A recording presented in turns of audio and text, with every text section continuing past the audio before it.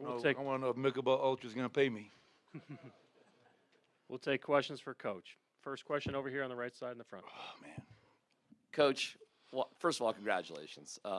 Why do you think this is just the beginning for this special group, not the end of a journey, but like you said up on the stage, the beginning of something? You know, Pat Riley said something many years ago. I used to have it up on my board when I was a head coach in Sacramento, and I talked about the evolution in this game and how you go from a nobody to an upstart, and you go from an upstart to a winner, and a winner to a contender, and a contender to a champion. And the last step is after you're a champion is to be a dynasty. So we're not satisfied.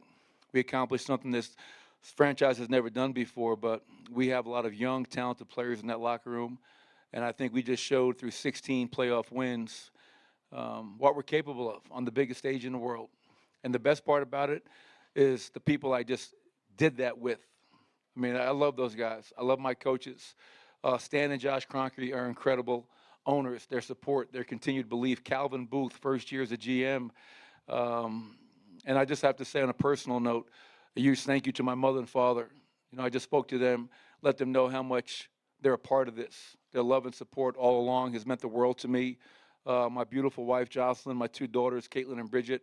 I'm a really blessed person, and I'm really enjoying this moment. So don't screw it up by asking a stupid question.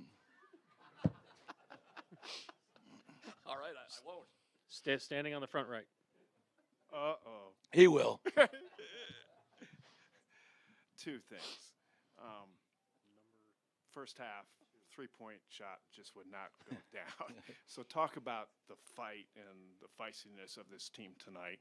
And second, go back to your parents. I know you text your dad all the time. What does it mean for a coach's son to I don't know, do your dad proud by winning this championship? Well, to your point, the first question, foul trouble, Aaron, Nikola, Jeff. I thought DeAndre played a few minutes, but he went out there and did his job. So you couple the foul trouble with we couldn't make a free throw or a three-point shot, and we're down 7 at halftime. And that was my message at the break, kids, was that, you know what? We haven't played well. We've had foul trouble. We can't make a shot. We're only down by 7 points. And what I was most proud about was that throughout the game, if your offense is not working and your shots are not falling, you have to dig in on the defensive end. And I thought our defense tonight was great. The one area that was troublesome was their offensive rebounding. We were defending. We just weren't finishing it off with a rebound. In those last couple of minutes, you know, the clock seemed like it was just moving really slow. And as you realize what you're about to accomplish, you know, it's almost surreal. And what it means for me, you know, growing up, the son of a coach, he was a CYO coach at Precious Blood Parish in Queens. He was a high school coach at Pound Memorial Academy in New York City.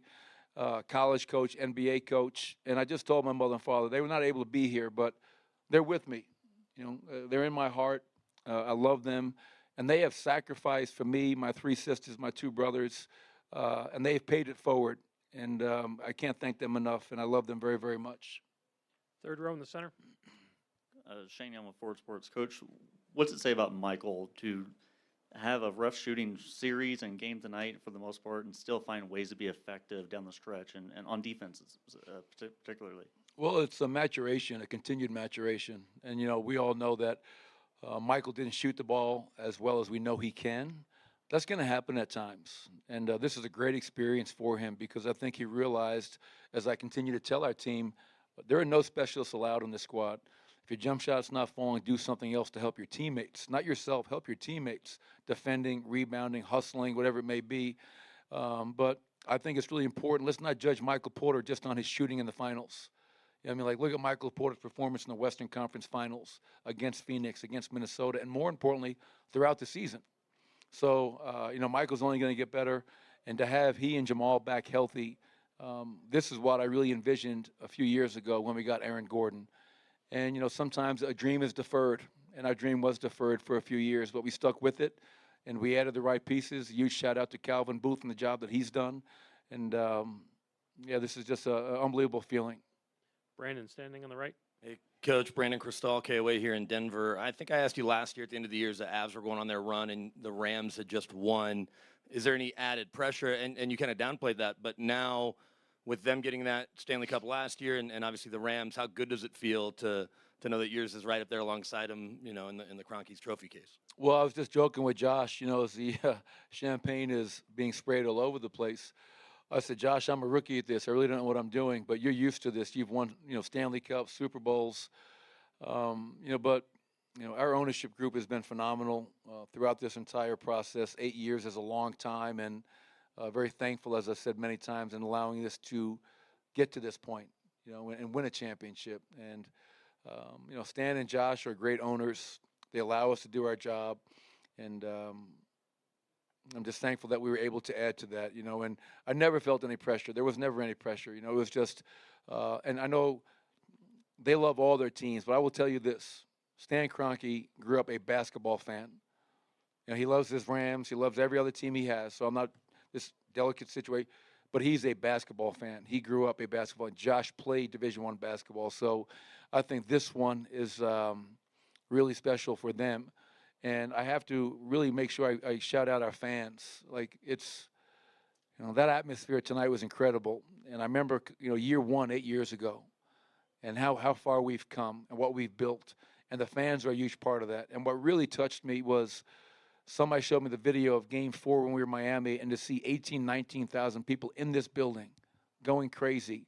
They're part of this. Our fans are a part of this. So a huge shout out to Nuggets Nation for showing up, representing, and a lot of love for them.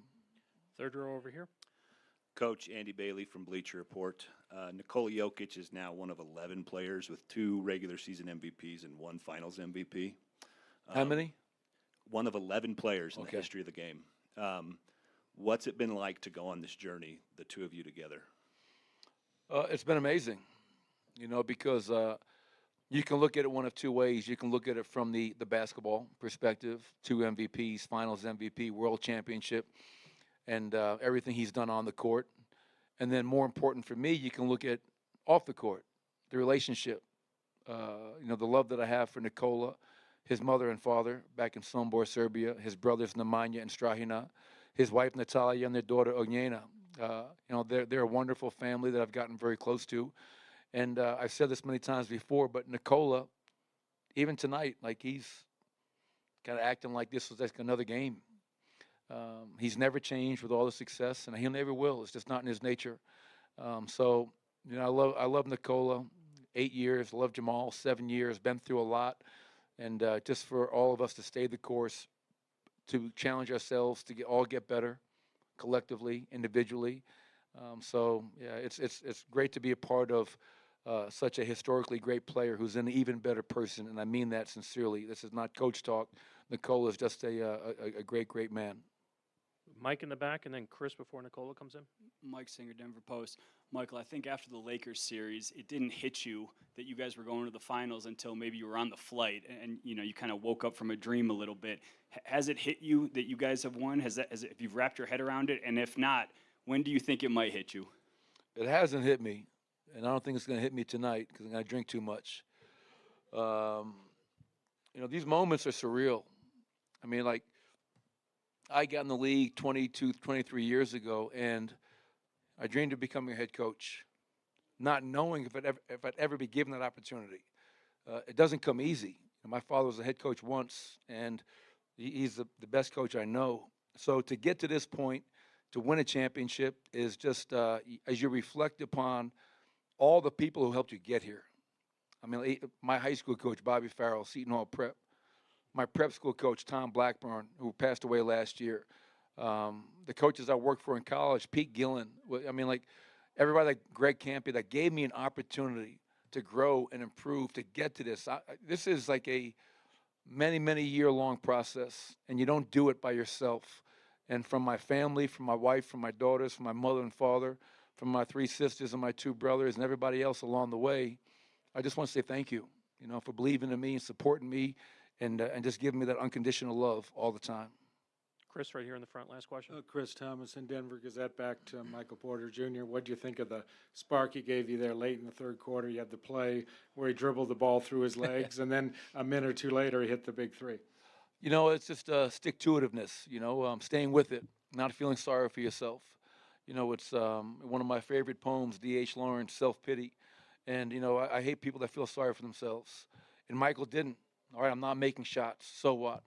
What else can I do to help this team win a championship? And that play where he went between the legs and finished was amazing play. And that three that he hit, you could feel the whole arena be like, wow, there is not a lid on the rim. We can actually make shots tonight. So, and I think it's important for everybody to understand that Michael's a young player. He missed his rookie season. He played 9 games last year. And I did my radio show a week ago, and one of the hosts said, a lot of people in Denver are wondering if you're going to make a change to your starting lineup after a win, mind you. I said, no, of course not. Michael Porter's our starting small forward, and he's a big part of our future. And I know next time he's on the stage, he's only going to be better off for going through this experience. Thank you, Coach. Everybody, thank you. Cheers.